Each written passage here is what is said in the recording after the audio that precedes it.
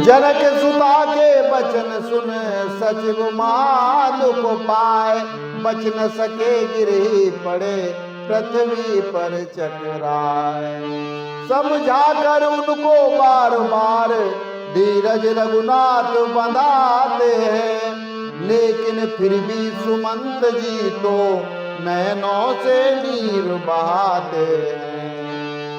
व्याकुल विवश अधीरो चले सुमंत सुजान, किंतु रहे अटके वहीं वनवासिन में प्राण।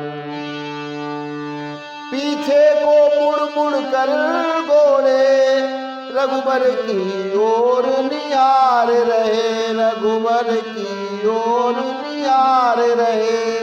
हर बार हिनहिनाते मानो वो सीताराम पुकार रहे, हर बार हिनहिनाते मानो वो सीताराम पुकार रहे।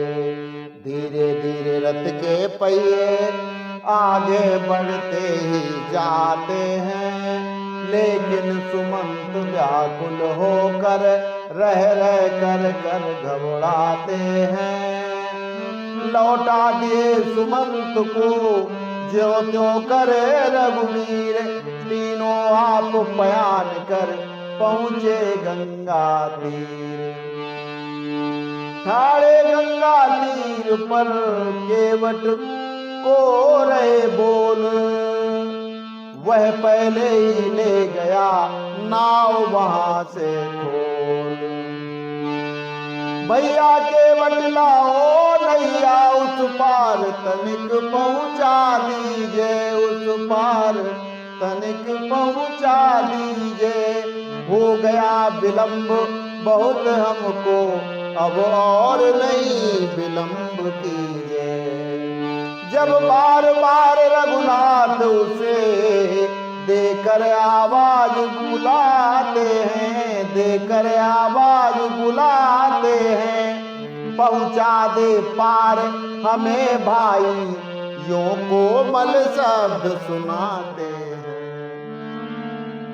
कोमल शब्द सुनाते हैं। अच्छा, आपने सुना है क्या कि किसी रिक्शे वाले से या किसी टैक्सी वाले को कोई कोमल शब्द सुना रहा हो? बहुत, कोई 100 में 1। बाकी तो आपने ऐसे सुना होगा, ए रिक्शा, ए टैक्सी। तो इस यहाँ पे ये तुलसीदास जी ने भी लिखा है, कहो तुम्हारू कहे तुम्हारू मरम में जाना, मांगी नाव न केवट आना। तो मरम को वो समझ गया।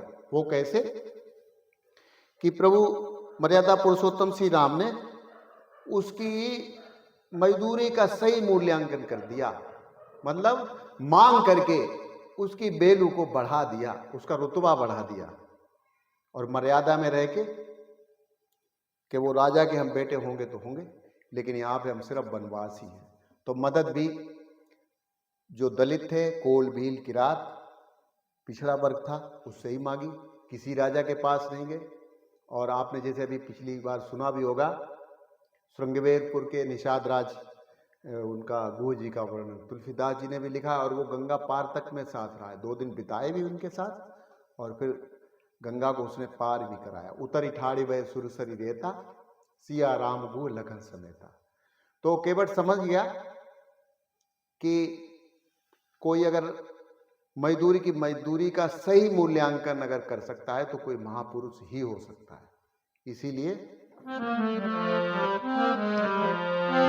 मांगी नाव न केवट आना, कहे तुम्हार मरम में जाना।